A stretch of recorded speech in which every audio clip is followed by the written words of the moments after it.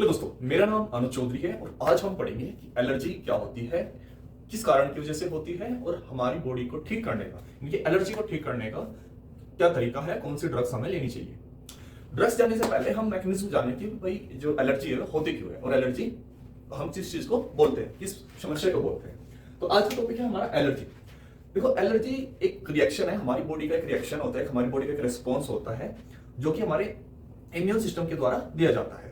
कि अगर हमारी बॉडी पे कोई हमला होता है, कोई माइक्रो ऑर्गेनिज्म आते हैं, ठीक है, कोई फॉरेन बॉडी हमारी बॉडी में एंटर करती है, हमारे इम्यून सिस्टम का काम होता है कि उसको न्यूट्रल करना, उसको बाहर कर देना, जिससे कि हमारी बॉडी प्रोटेक्ट रहे। वही रेस्पॉन्स अगर बहुत ज्यादा हाइपर एक्टिव हो जाए, हाइपर सेंसिटिव हो जाए, बहुत ज्यादा हो जाए वही रिएक्शन, ठीक है, उसी सिचुएशन को हम क्या बोल देते हैं, एलर्जी बोल देते हैं। ठीक है, जिससे की वजह से हमें प्रॉब्लम फेस करनी पड़ती है। अब एलर्जी के दौरान हमें प्रॉब्लम होती क्यों है, उसका मैकेनिज्म जानिए। जो हमारा इम्यून सिस्टम होता है, हमारी बॉडी को प्रोटेक्ट करने का उसका एक तरीका होता है कि वो जो कोई फॉरेन बॉडी होती है, ठीक है, माइक्रोऑर्गेनिज्म या कोई भी आउटर बॉडी जिसको हम एलर्जन बोलते हैं, जिससे कोई प्रॉब्लम हो सकती है, जब हमारी बॉडी में एंटर करते हैं तो हमारी बॉडी एंटीबॉडीज प्रोड्यूस करती है उसके अगेंस्ट में, जिससे कि उसका कोई एक्शन ना हो।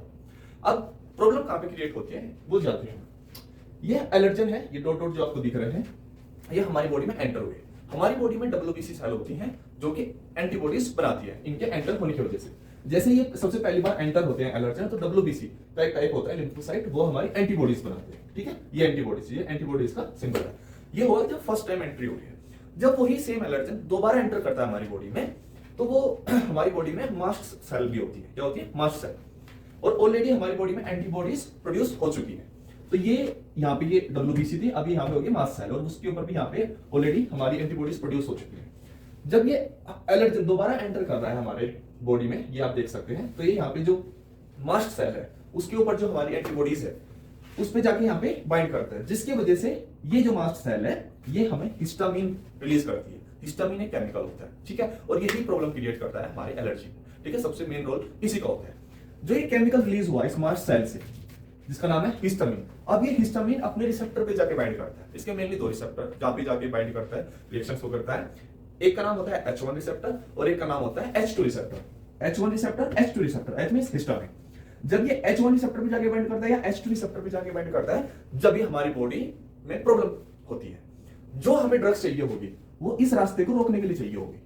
और H1 पे जब जाके बाइंड करता है तो अलग प्रॉब्लम होती है, जब हमारे H2 पे जाके बाइंड करता है तो अलग प्रॉब्लम होती है। ठीक है, जैसे अगर हमारे H1 पे जाके बाइंड करता है तो जो हमारा एयरवे होता है, ठीक है, उसकी वजह से क्या होता है, जब उस पे जाके बाइंड करेगा कॉन्स्ट्रिक्ट हो जाते हैं, हमें स्वेलिंग हो सकती है। जो हमारा नोज रनिंग नोज होता है वो इसके कारण होता है। हमारा जो रेस्पिरेटरी सिस्टम है उसमें पूरी स्वेलिंग आ जाती है, उसके कारण होती है। हमें सांस लेने में जो दिक्कत होती है वो H1 रिसेप्टर पे जाके जब हमारा हिस्टामिन बाइंड हो जाता है उसके कारण होती है।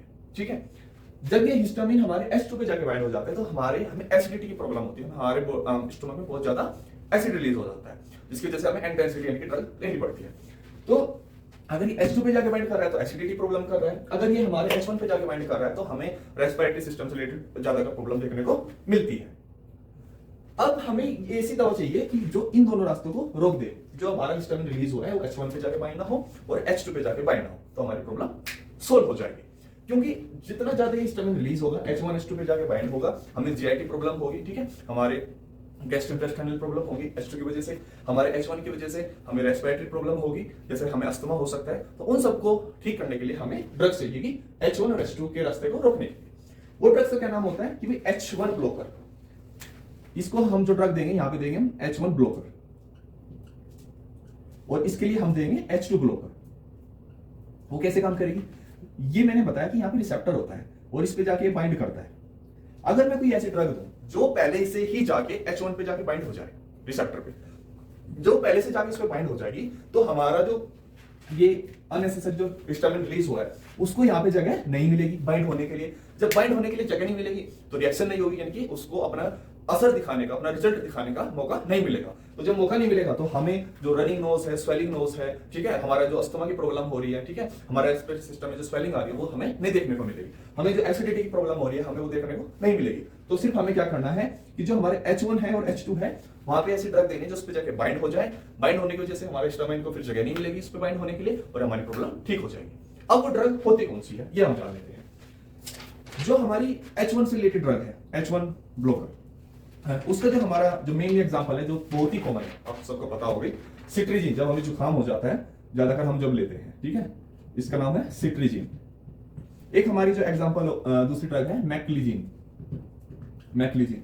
थर्ड जो एग्जांपल है हमारा हाइड्रोजिन, हाइड्रोजिन। फोर्थ जो हमारा एग्जांपल है हमारा डाइफेनहाइड्रामीन।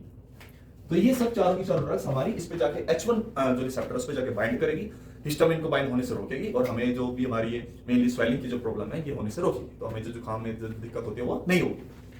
अब H2 पे बाइंड होने की वजह से एसिड ज्यादा रिलीज हो रहा है, तो उसको ठीक करने के लिए हमें कौन सी ड्रग चाहिए होगी? हाँ, H2 ब्लॉकर हमारी होती है सिमेटिडीन, सिमेटिडीन। एक एग्जांपल है हमारा इसका रेनिटिडीन, रेनिटिडीन। थर्ड एग्जांपल है हमारा फेमोटिडीन। तो ये तीनों हमारी H2 ब्लॉकर हो गए। और कैटेगरी ऑफ ड्रग हम इनको बोलते हैं एंटी हिस्टामिन ड्रग, जो कि हमारे रिसेप्टर पे जाके बाइंड करेगी और हमारे हिस्टामिन को बाइंड होने से रोकेगी। अगर किसी को बहुत ज्यादा प्रॉब्लम हो जाती है, जैसे किसी को अस्थमा हो जाए, ठीक है, तो अस्थमा जैसे स्वेलिंग हो जाती है हमारे रेस्पिरेटरी सिस्टम में, उसको ठीक करने के लिए फिर हम उसको प्रॉपर जो अस्थमा की हर एक टाइप की जो ड्रग होगी, हमें उसकी स्वेलिंग को दूर करने के लिए हमें वो भी यूज करनी पड़ती है, ठीक है। स्वेलिंग को दूर करने के लिए हमें कोर्टिकोस्टेरॉइड भी यूज करने पड़ते हैं। तो ऐसी ड्रग जो हमारी एलर्जी को रोके, ठीक है, उन्हीं ड्रग को हम एंटी एलर्जी ड्रग बोलेंगे। मेनली जो सबसे मेन कैटेगरी ऑफ ड्रग है वो हमारी एंटी हिस्टामिन ड्रग होती है, क्योंकि हिस्टामिन ही मेन रीजन होता है हमारी एलर्जी होने का और उस एलर्जी का हमें रिस्पॉन्स जो हमारी बॉडी देती है। तो अगर हम हिस्टामिन की एक्टिविटी को भी रोक दें तो हमारी प्रॉब्लम सॉल्व हो जाएगी। उम्मीद करता हूं ये आपको सब मैकेनिज्म समझ में आएगा कि एलर्जी कैसे होती है, क्या उसका ट्रीटमेंट है, क्या हमें ड्रग लेनी चाहिए उसके ठीक करने के लिए। फिर मिलता हूं एक नए लेक्चर के साथ, तब तक के लिए जय हिंद, जय भारत।